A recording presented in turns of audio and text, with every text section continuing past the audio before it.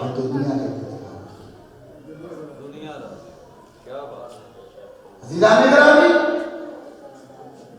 تمام ائمہ علیہ السلام کی زندگی کا اگر حالات کا جائزہ لیا جائے میرے تمام کے اوپر تقریباً مظالم اٹھائے،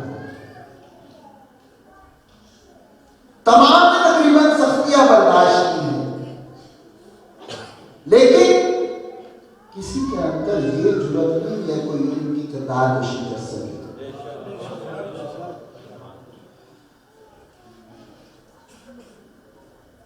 زیدی صاحب مرحوم کے صاحب ثواب کے لیے ایک جملہ کہہ دوں کہ وہ کہا کرتے تھے کہ یہ وہ ہستیاں ہیں کہ ان کو اوپر تلوار اٹھائی گئی، نیزے اٹھائے گئے، پھل اٹھائے گئے، ہر طرح کا ہتھیار اٹھایا گیا، لیکن کسی نے ان کے اوپر انگلی نہیں اٹھائی،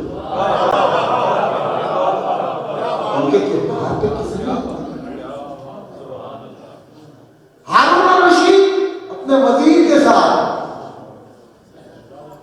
اسی قید خانے میں جس میں امام کو قید رکھا گیا تھا دیکھنے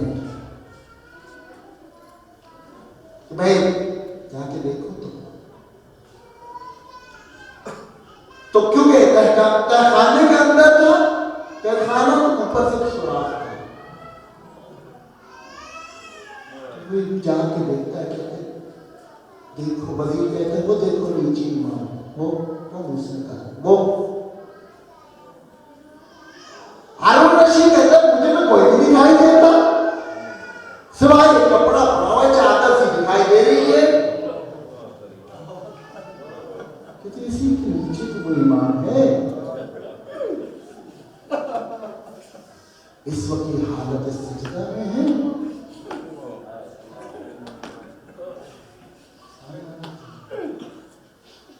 کہتے یہ اہل بیت علیہ السلام کا ہی شیوہ عبادت ہے، یہ انہی کو سزا پائے ہے جو ویسی عبادت کریں۔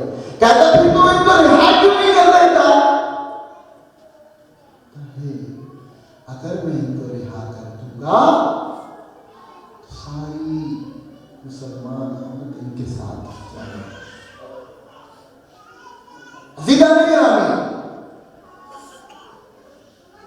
یہ قید ان کے لیے مشکل نہیں ہے، یہ ہمارے لیے مشکل ہے۔ یہ اگر قید کے اندر بھی ہے تو اپنے شیعوں کی شفاعت کرتے ہیں،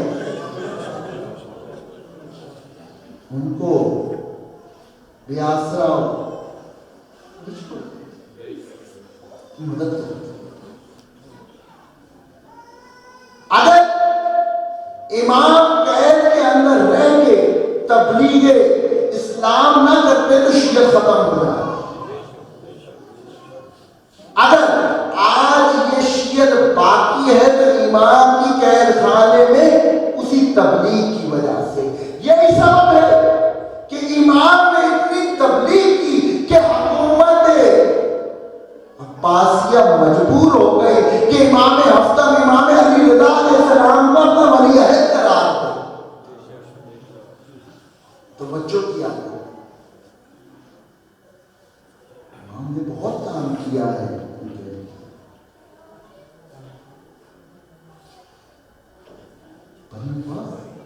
مجبور ہو گئی کہ ہماری حکومت اس وقت بچ ہی نہیں سکتی جب تک ہم امام علی رضا علیہ السلام کو حکومت میں میں نے بہت کوشش کی کہ کسی طرح ان کی حالت کی جائے، ان کے اوپر بہتان لگایا جائے،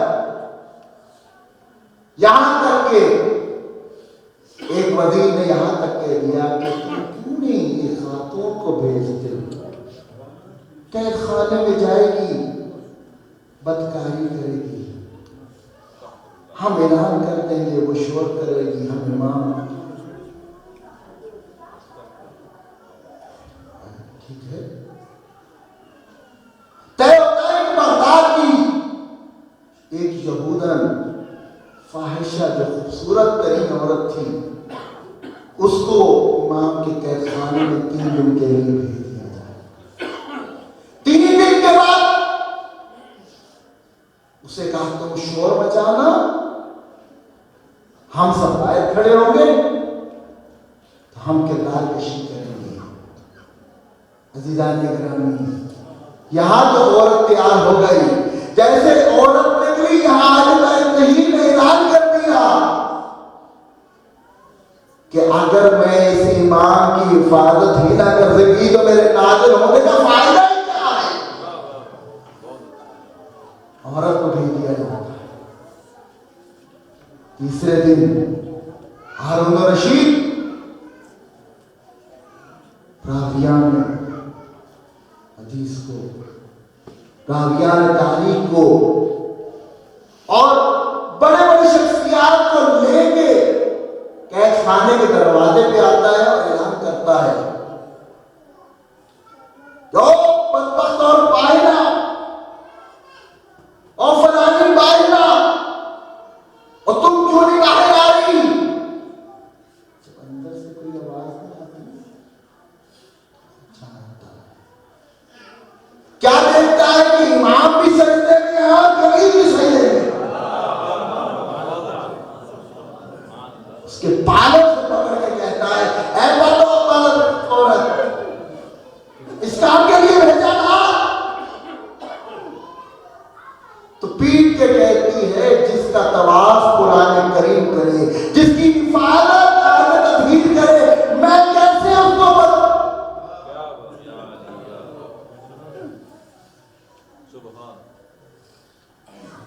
بہت کوشش کی. کہتی ہے میں نے ایک دفعہ یہ سنا کہ اس نے کہا یا رب، ایک دفعہ اس نے کہا یا رب. حاطف غیبی سے میں نے اتنی آواز سنی لبیک یا موسیٰ، لبیک یا موسیٰ، لبیک یا موسیٰ. کیسے بدکاری کی. عزیزان گرامی، یہی ہارون رشید تھا. اسی نے دعویٰ کیا کہ لوگ مجھے سید کہنا شروع کر دیں، کیونکہ زیادہ عزت سادات کی ہے، ہمیں کوئی پوچھتا نہیں. وجہ یہ ہے کہ میں تخت پہ بیٹھا ہوں، میں تاج پہ بیٹھا ہوں، حکومت میرے پاس ہے، لیکن پھر بھی میں لانتی ہوں. جو ادھر سے جاتا ہے مجھ پہ لعنت بھیجتا ہے، جو ادھر سے جاتا ہے مجھ پہ لعنت بھیجتا ہے. لیکن وہ قید خانے میں میں نے امام کو ڈالا ہے، لیکن اس کے باوجود وہ علیہ السلام نہیں. لوگوں نے ان سے محبت کرنا نہیں چاہا. کیا کہتا ہے؟ لوگ مجھے سید کہیں. یہ آج کی سنت نہیں ہے. علی آگے کہتے ہیں نا یہ 47 کی شیعہ ہے، یہ اس وقت کی ہے کہ ہم نے سید بننا ہے.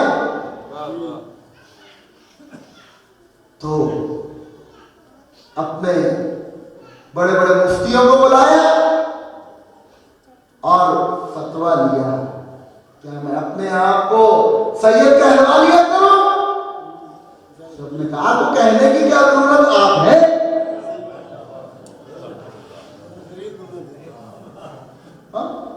کہتے نہیں. موسیٰ کو قید خانے سے نکال دیا. اگر وہ راضی ہو گئے تو پھر سب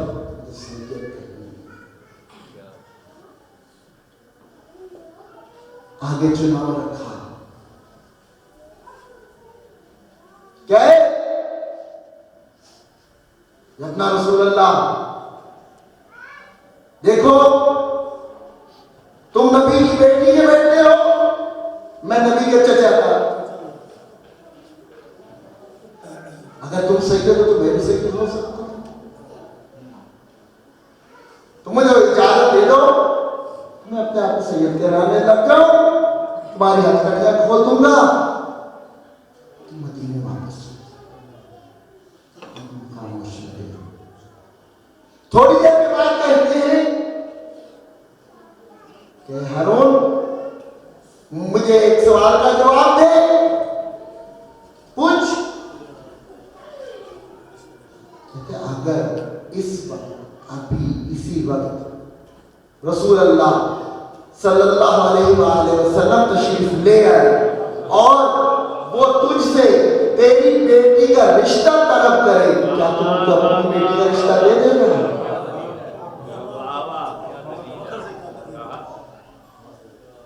کہتا ہے واہ واہ سبحان اللہ, اس سے بڑی عظمت, اس سے بڑی سعادت بالکل. رسول خدا مجھ سے میری بیٹی کا رشتہ طلب ہی نہیں کر سکتا. سید ہو ہی تو سکتا ہے جس سے رسول بیٹی کا رشتہ نہ لے سکے. اس کے ارادے دھرے کے دھرے لے آئے.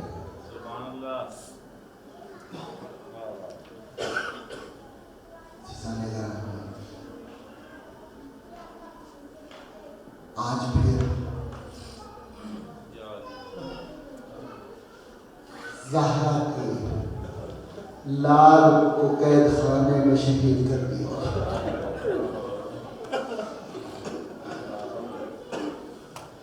کل سے آپ کندھا دے دیں, کل سے ماتم کریں. امام کا جگہ جگہ پہ جا کے جنازے کو کندھا دے. قربان میں اس امام کے جس کے جنازے کو کندھا دینے والا کوئی نہیں تھا. 4 مزدوروں کو بلایا گیا ہے, مزدوروں آئے علوی کے جنازے.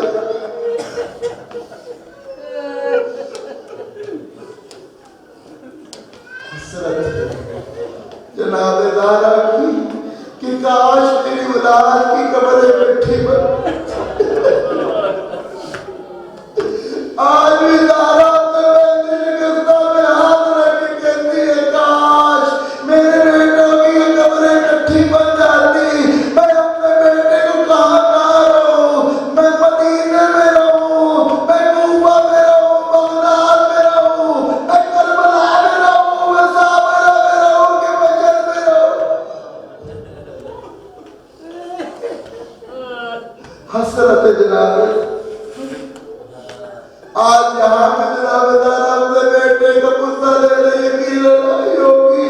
عزیزوں ایک تو جناب زہرا کا بیان کرنا چاہتا ہوں. کبھی آپ نے سوچا ہے علی کو زہرا نے رات میں غسل کفن کرنے کی تلقین کیوں کی؟ علماء سے پوچھا تو انہوں نے بتایا کہ نہ پوچھتے تو اچھا تھا, پوچھ لیا تو جواب دو. زہرا کا صرف باتو بنی نہیں تھا, زہرا کے زہرا جسم دین سے بنا ہوا تھا. زہرا نہیں چاہتی تھی علی کی نگاہ دن کی روشنی پہ میرے تخموں پہ, میرے جسم کے نیلوں پہ پڑے.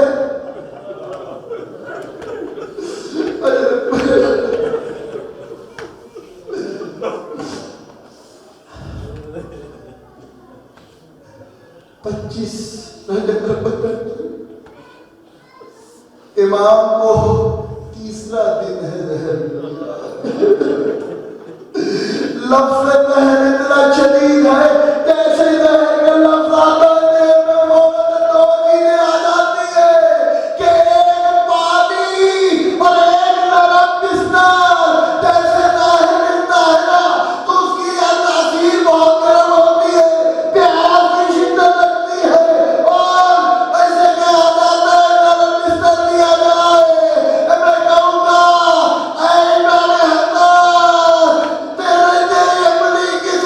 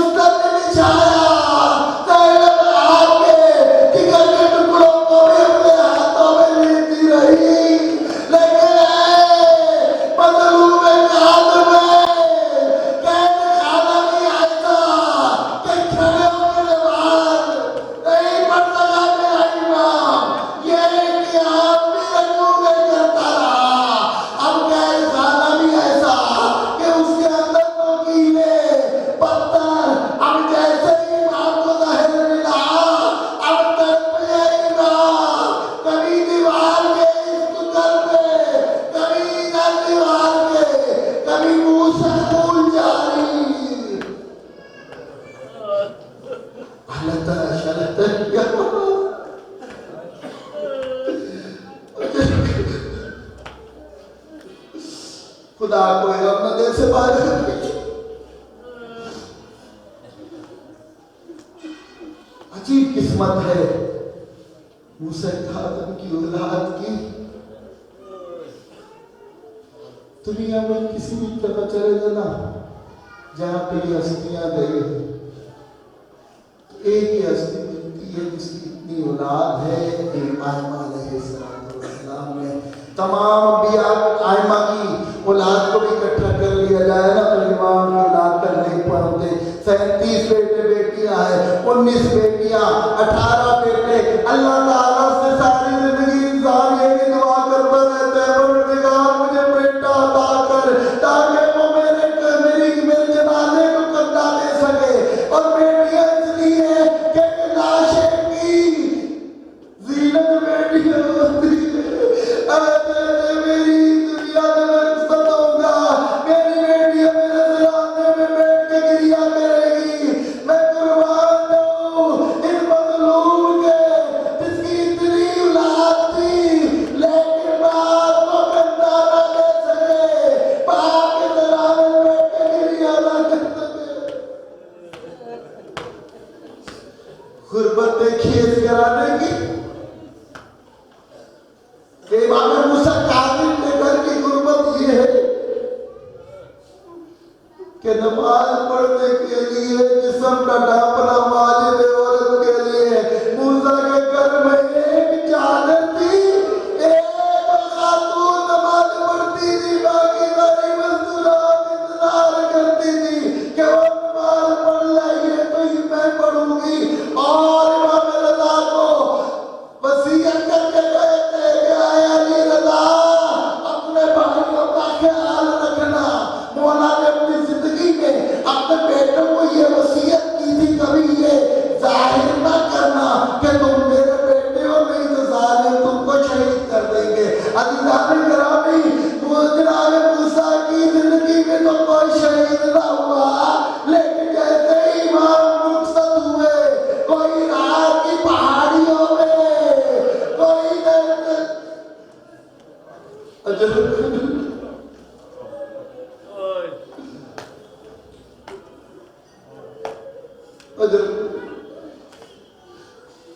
عزیزان گرامی خدا کو کوئی وقت دے سبائے نبی شبیر کے ہم نے جناب موسیٰ کاظم کے جنازے کو کندھا دینا ہے اور جناب زہرا سے دعا حاصل کرنی ہے. امام علماء تھے جناب زہرا کے ذکر کا واسطہ کوئی بھی امام رد نہیں کرتا. جب آپ جناب زہرا کا واسطہ دیتے ہیں تو رسول خدا متوجہ ہوتے کون میرے دکیا بیٹے کا واسطہ دینے والا, مولا علی متوجہ ہوتے کون میری روزہ کا واسطہ دینے والا. سارے امام متوجہ ہو کے کہتے کون ہماری زندہ کا واسطہ دینے والے. اور آج امام العوائد کا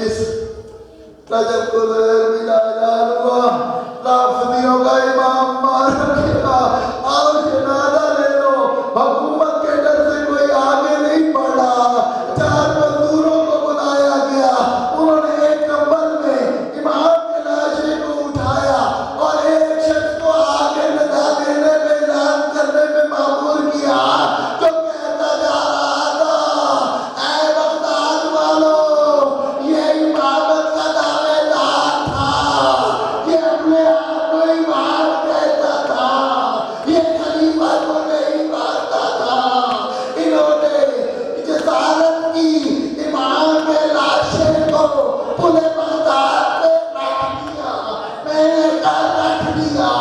جعفر، ابو جعفر یہ منظر دیکھ رہا تھا. ابو جعفر یہ ہارون الرشید کا رشتے دار تھا. یہ زید کے لیے بغداد آیا ہوا تھا. یہ اپنے باغ میں بیٹھا ہوا تھا. اس نے کہا یہ کس کے علاج کے آگے حالت کی جا رہی ہے؟ یہ پورے بغداد میں کیسے تماشا ہے؟ کہتے ہیں جان کی آواز پائے تو بتائے. کہتے ہیں آپ بتاؤ یہ جعفر صادق کا بیٹا ہے جو کل رسولیہ میں چلا گیا تھا.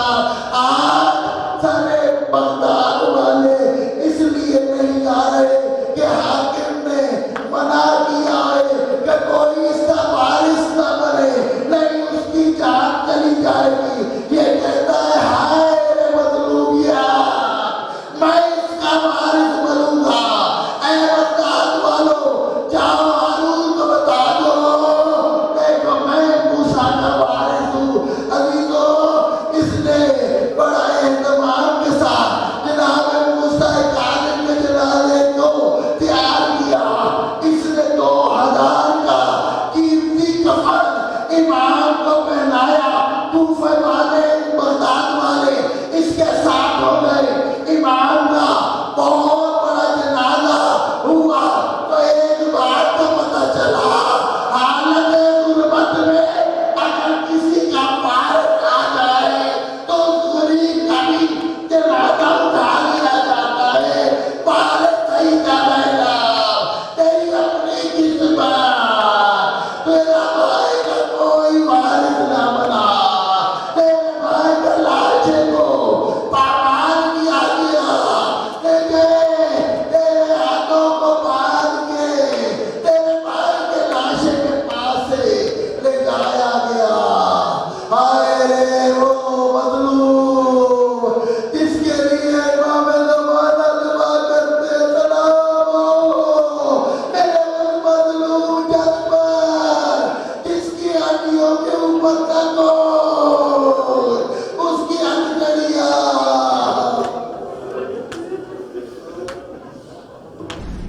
يا أرحم الراحمين.